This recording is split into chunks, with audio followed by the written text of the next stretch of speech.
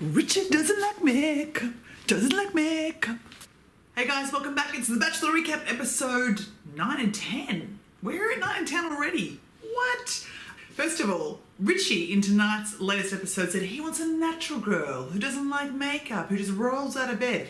Welcome to roll out of bed, Richie. This is what we look like. Actually, it's not. I put lipstick on because, I'm sorry, you need that. But this is real. First off, I'm already missing Kira because yes, there was no way she and Richie were ever going to work out, but come on, some of her bombs of truth were very entertaining and the show needs that kind of off-the-wallness, but it does stretch the reality of the situation in that why would he keep her around when clearly he's not interested in her. So I understand the push-pull. Okay, Wednesday's episode, the first single date went to intruder Steph. Steph the motorbike girl. Steph the super cool girl. Steph and Richie went on some jet skis and had a bit of a hoony good time because they're such hoony rebels, the two of them. They then went to some hideaway place that had more water where Richie could flirt and fondle and da-da-da, and then he and Steph made out and they were, yeah, great. They have a lot of catching up to do, to be on the same level as the other girls, a lot of cliches thrown around. There wasn't anything particularly exciting about this date. Of the three intruders, Steph was the only one he looked really interested in because she's hyper blonde, but also I don't even think he's got a real connection with her because I don't see many real connections with Rich and any of the girls really. So the date was pretty snooze-palooza.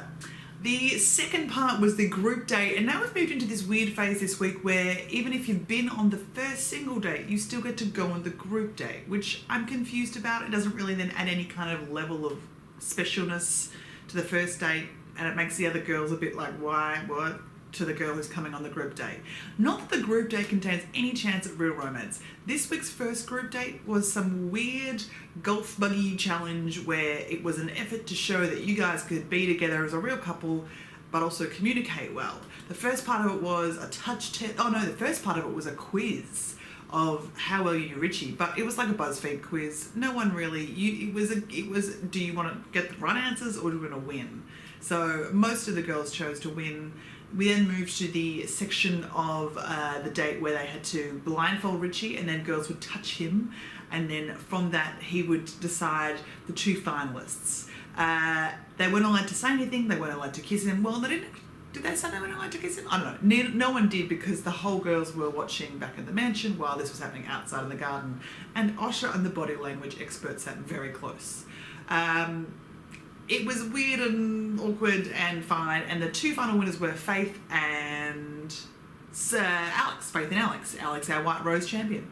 They then had the golf buggy thing where they had to simulate being in a real couple and how their communication skills worked. Richie drove a golf buggy around with a blindfold and picked up things, and whoever helped him find the way through the course the best was apparently more suited to the relationship.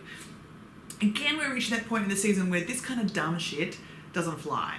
It gets in the way of progressing the narrative of certain characters. I feel like it's wasting our time. I'd rather him cull more people and give us longer, more romantic dates than just snapshot cliches, which is what we're seeing on these one-on-one dates where we get 5 seconds of them going, I think I could be, you know, da-da-da, and you ignite me, and da-da-da, and then it's just boom. Like, I want a bit more of a story. I want a bit more of a, tell me a bit more about why this person has had trouble dating. No one's really talked about that so much. So then we went to the cocktail party, usual cocktail party shenanigans, Alex and her White Rose, people not spending enough time with Richie, wanting to spend time with Richie. The only thing that really came up was the unforeseen, unrecorded situation where Rachel apparently told someone else that Alex wasn't really in the running because Nikki was the #1 girl and maybe Alex should go home because she has a child and she should focus on that child. Alex was very emotional about this, and why was she being questioned about why she was there, her dedication to Richie, all of the above. She also, the usual, I have a White Rose, but I want Richie to come to me, passive-aggressive thing. This time Richie did come to her, and she almost wet her pants with excitement. Fine, whatever.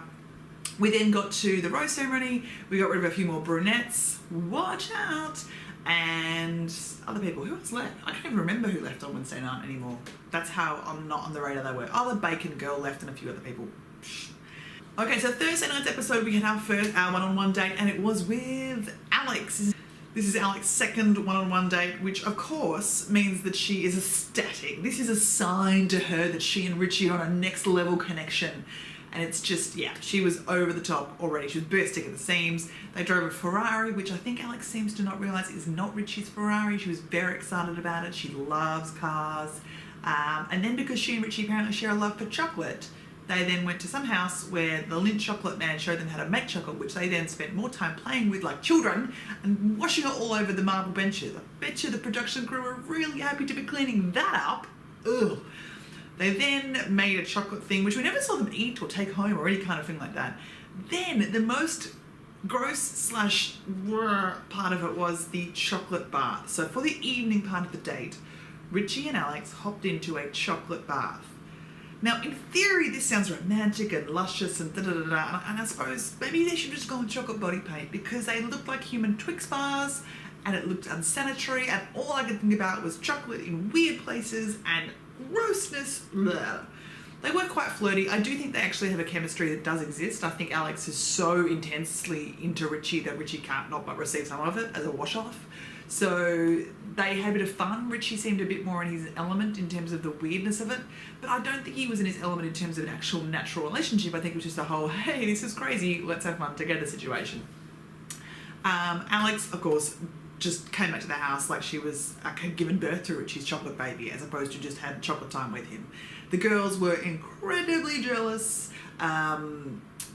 Although everyone kept saying Nikki's so jealous, and Nikki has the poker face on where they just sort of smile of, I don't really want to hear this, not a, oh my god, my face is falling off in shock and I'm going to scrounge your eyes out. So I think people are over narrating things a little bit now because we're missing people like Kira to do that for us. Again, back to the stupid group dates of just like crap time stuff, is we did the Scotland Highland fling thing because apparently Richie has Scottishness in him, something we have never heard of before, I doubt we'll ever hear of again.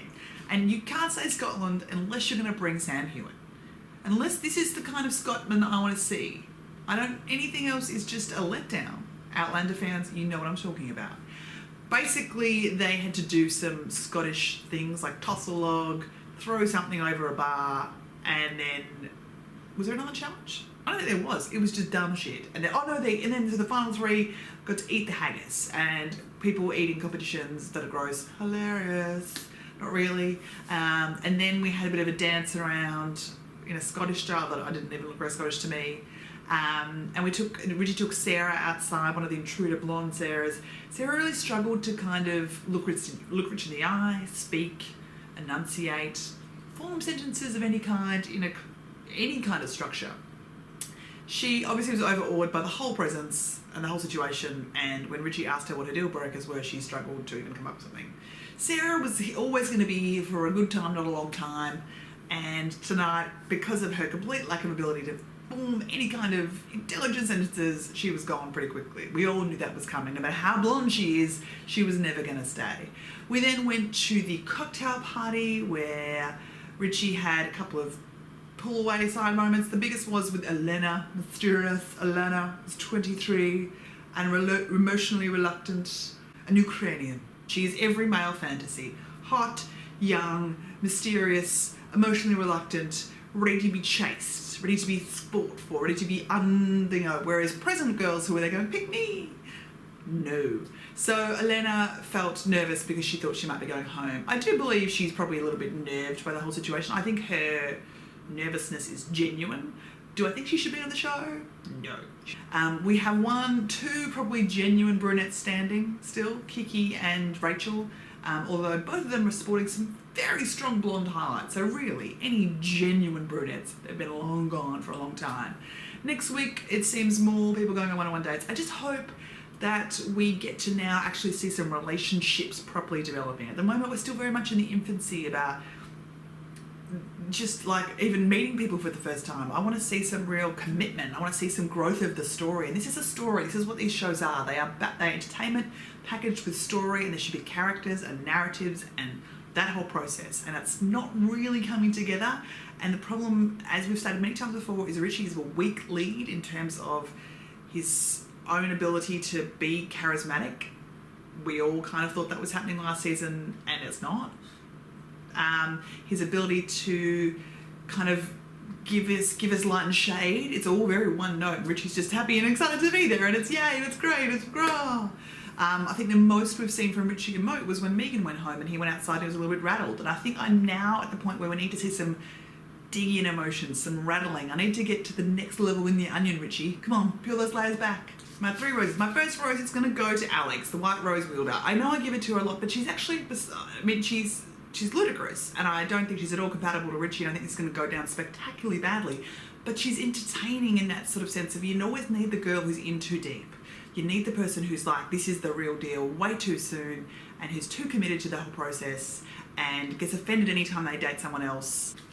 My second rose, I'm gonna give it to Faith, because Faith is this sort of quiet ninja assassin of positivity. She just hangs out in the background, even when people are reacting badly, because I have to take a lot of photos for this recap.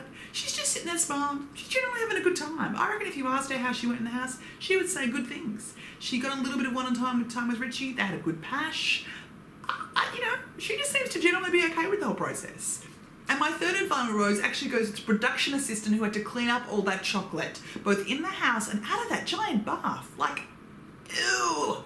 Just think of the grossness that would have been to finish that set off.